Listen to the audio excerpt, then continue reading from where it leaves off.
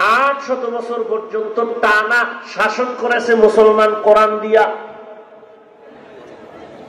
কিন্তু সেখানে ইহুদি চক্রান্ত, মুহাম্মদের উম্মতের অগ্রসর হতে দেওয়া যাবে না। কেমনে শুধাইব?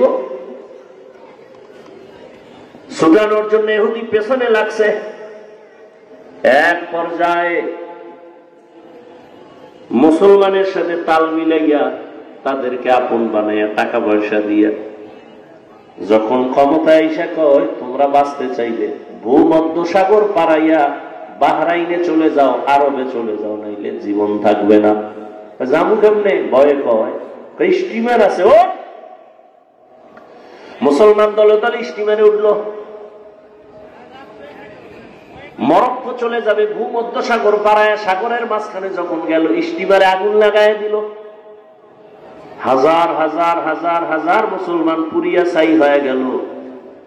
ইহুদি বেঈমানের বাচ্চাগুলো হাতে তালি দিয়ে ওরা স্লোগান দিল। খুশির দিনটা ছিল এপ্রিলের 1 তারিখ,